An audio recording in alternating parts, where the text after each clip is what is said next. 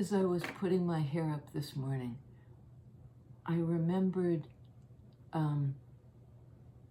it really demarcated a shift in my whole being. It was like, anyways, I cut my hair.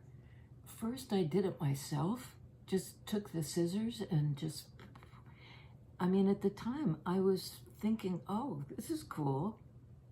You know, this looks pretty good. And I kept chopping and I kept chopping.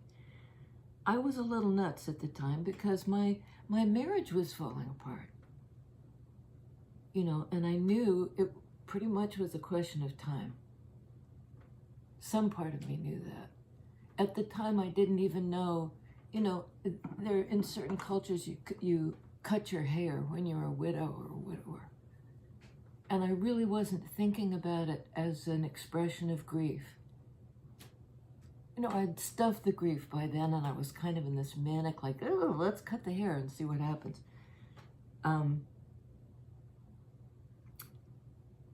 You know, it's somehow honoring the loss. It was interesting, too, because my husband had a very, you know, negative, I mean, there's a Talking Heads song, the lyrics are, in part, this is not my beautiful house. This is not my beautiful wife. And he would say that to me. He said it more than once. Maybe he only said it once, but it really it stuck. I was not his beautiful wife. When I walked down the streets, I noticed people would be looking, because this was way before anybody really was like, you know, letting that freak flag fly. It was about this long. And anyway, people would make eye contact, then kind of look away and then look back, because there was something in this that somehow was stronger, absent the hair. I don't know how it worked, but it was like they realized they didn't need to be afraid of this freak with a shaved head. You know, it was kind of a nutty time. And the marriage didn't last, and here we are. So, and the other thing I'd written down was, you know, that grief and love are a package deal. You don't grieve the loss of something you didn't love. And if you love somebody, there's going to be grief involved. You know, it might not be the marriage ending, it might not be them dying, but it might be something that, like, well, when he said to me, not my beautiful house, not my beautiful wife, he was effectively divorcing me because I'd cut my hair. You know, it was a way to release the hair and release the man. Maybe, I don't know. Grief and love, a package deal. King of Pentacles.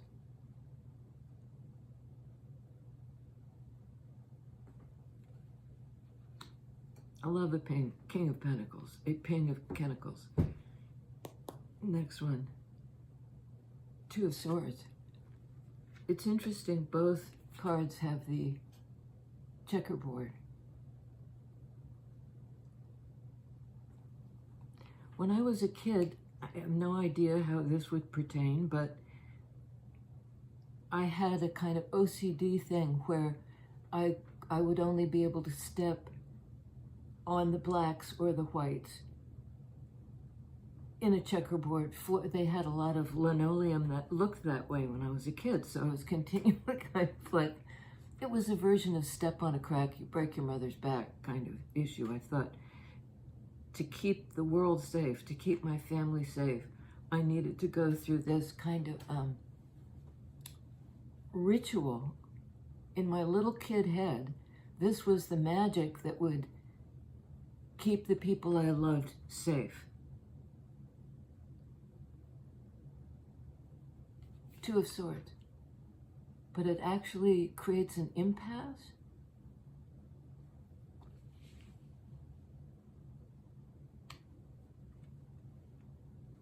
King of Pentacles is extremely grounded and authentic. They may have found themselves caught up in a relationship that was not those things. Two of Swords, you know. Swords are about knowing and truth and speech, and there was a failure to communicate.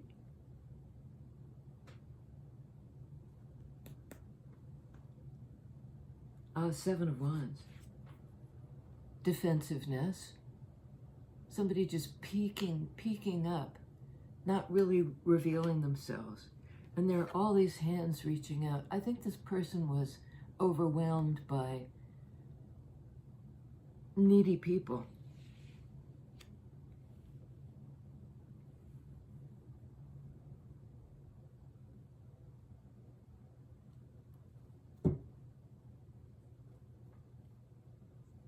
That created some kind of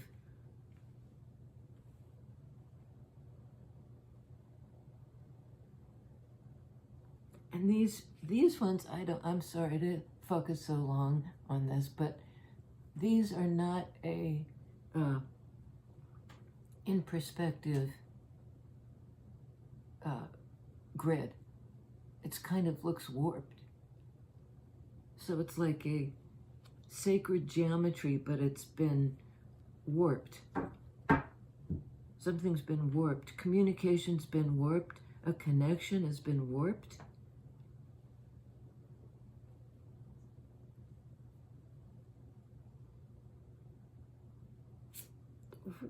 What's going on? Tell us about King of Pentacles. Four of Pentacles. Is it four? Yes. That's a card of like duck and cover. I'm going to protect myself. I'll stick with what I know. I'll keep out, you know, anything new. You know, my hands are full. In traditional Rider-Waite, it shows somebody with a pentacle on their head, one on each hand, one on both feet. Here it's as if it stopped forward movement. And this looks like a, what do you call those things? Like a medicine ball? Something very heavy.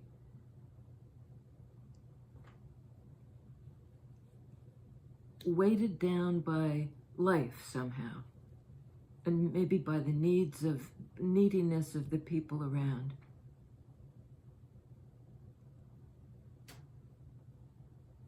But King of Pentacles is a generous energy and a present energy. But there was this impasse somehow. And I think that this earth energy person maybe had to protect themselves. It was too much. It was too heavy. They were doing all the lifting. Sorry, it takes me a while to get there. They were doing all the lifting.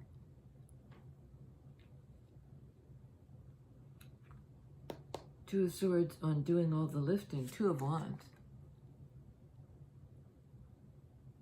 Well, that's the opportunity for a new direction, a choice to head in a new direction.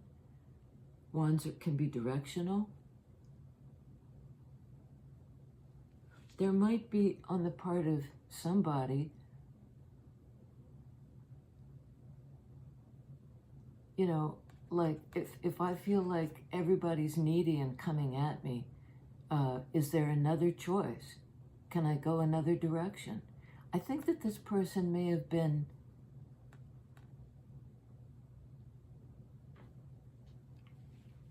that there was some ego involved in everybody needing them and in being this great caretaker person.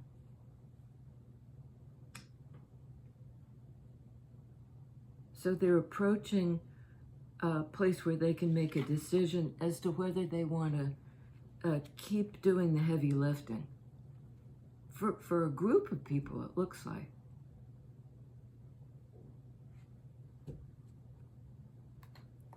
What does that mean, doing the heavy lifting for the group of people? It's like there's a cleansing of that. Ace of Swords. The fresh start, the new beginning. You know, this game, it didn't play out. It was a stalemate, or, you know, somebody felt overwhelmed by the neediness of other people, so they had to shut down. Two of Swords. They couldn't even think about taking on more weight. Taking on more weight.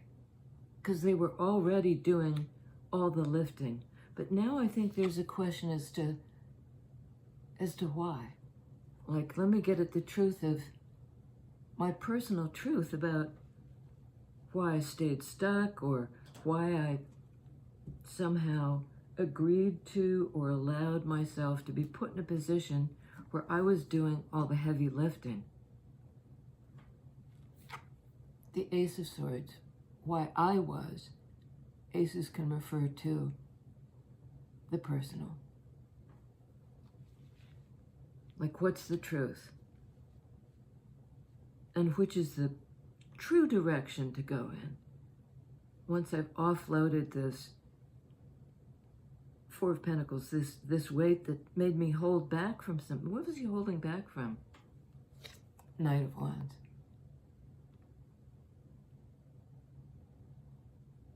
Their own creativity, their own ability to move forward passionately. I mean, these are opposite energies. Four of Pentacles, I'm stuck, it's too heavy, I've been doing all the lifting, and this is like Knight of Wands is release. It's somebody coming into their power, their passion, after being just oppressed, but also repressed. I mean, there was an oppression upon them, and then they did it to themselves. They kind of doubled down.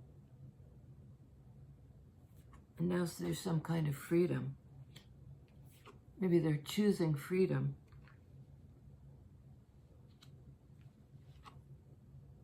Based on a personal truth.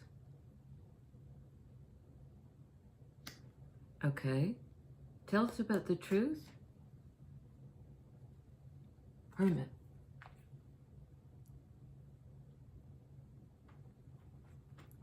It's a card of personal truth. It's Hermit energy speaks to the individual who goes inside themselves, principally to find out who they are. The 9 cards can speak to the personal, but also to tap into, you know, archetypal inner wisdom. It's going into the cave. It's the energy of the sage. To go inside for answers. You know, the personal truth, where is it? And it entails getting away from this kind of thing. You know, to retreat from, you know, I mean, I think that this person wasn't making this up. They were in a position of authority, or people depended on them. So it was hard to get their head around the idea that they even had a choice. 2 of Swords, 2 of Wands. So they went inside. And it might be that this, while Knight of Wands is impulsive, it's kind of like, boom, it's, you know, a lot of pent-up energy that's being released. It was pent up. 4 of Pentacles, Knight of Wands. And then quickly came this crossroads. Okay, now you're free. Now you're leaping forward impulsively. Well, you're faced with a decision.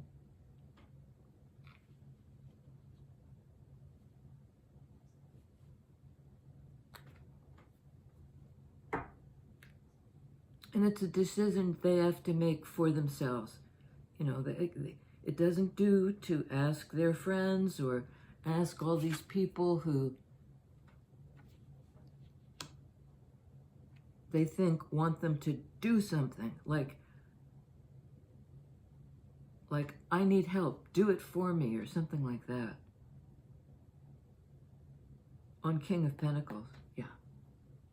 Temperance card, card of Sagittarius, balance, moderation, divine timing. Moderation in the sense that it's not the extremes, it's the balance, and it's a dynamic balance. It's not rigid. It's surfing fire energy.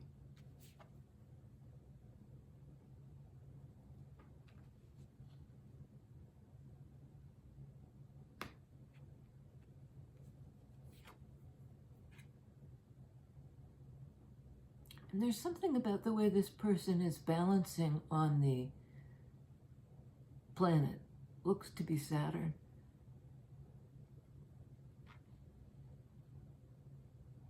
Like maybe there's a bit of time to make this choice while somebody goes inside to consider it.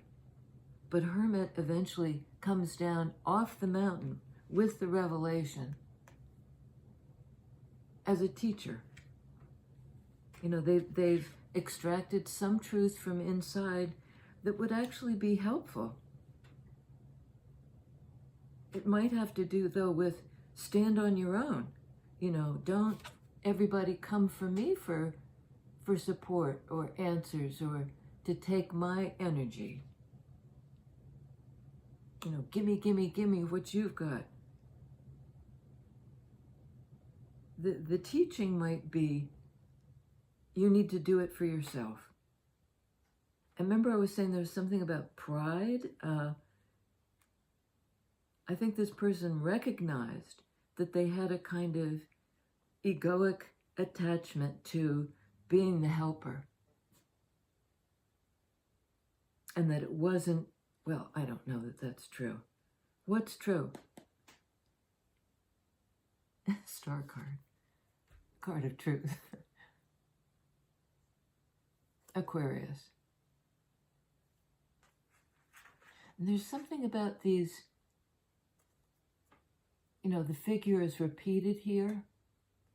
It's like the aspects of the self.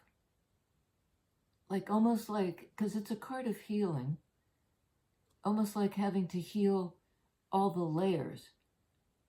Not just the surface thing, but the, what was the other one I said? Oh, it was from yesterday. Go toward the scene of the crime. You know, go toward the wound. Go toward shadow. Because there are layers that need to be healed.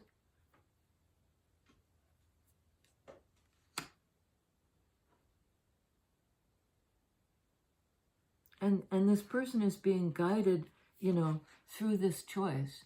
They're tapping into their connection with the divine to know sword energy. Card of Aquarius. You know, which way do I go? It's like they're in the desert and they need to make the choice.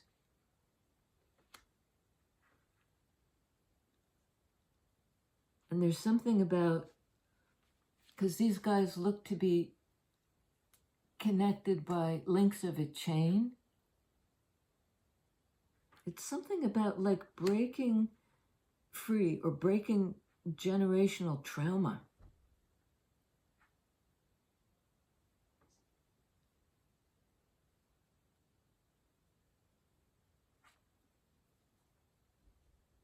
What are the layers, please, on Two of Wands?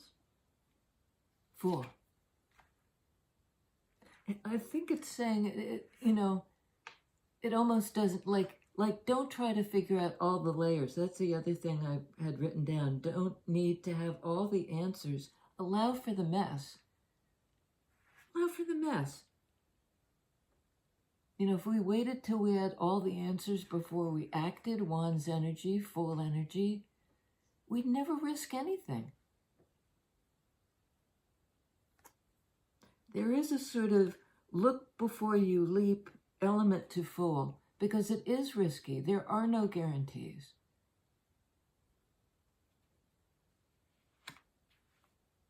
And there's something about that chessboard being warped. but with Aquarian energy of the star in that same sword energy, this can be seen from a higher perspective, to be right, to have led to the right place. Not the right place, the healing place.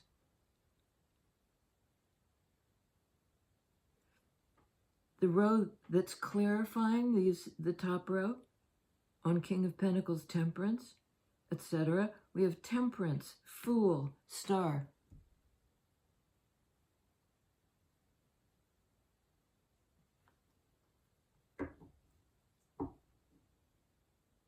Two cards of healing, Star, Temperance, Divine Timing. And this would suggest, somebody's been at the crossroads a long time, trying to think their way through something. This is a card of impulse and creativity and, a willingness to risk.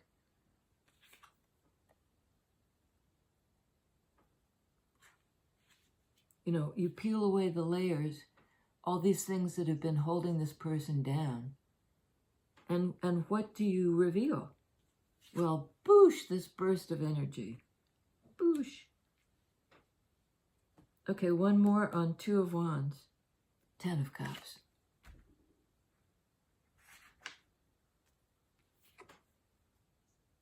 Choose love, choose joy. The thing that you're intuitively drawn to when you look inside. This is a card of the single person. This is a card of connection. These two are absolutely compatible and need to be.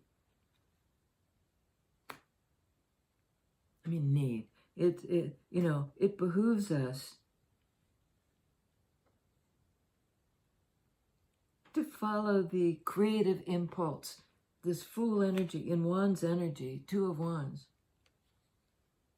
toward connection. It's something one has to personally commit to. You can't be coerced into it with all these needy hands. It's something about that, like free yourself. This is your life, the one that's been handed to you this time. Jump in. Begin. Full energy.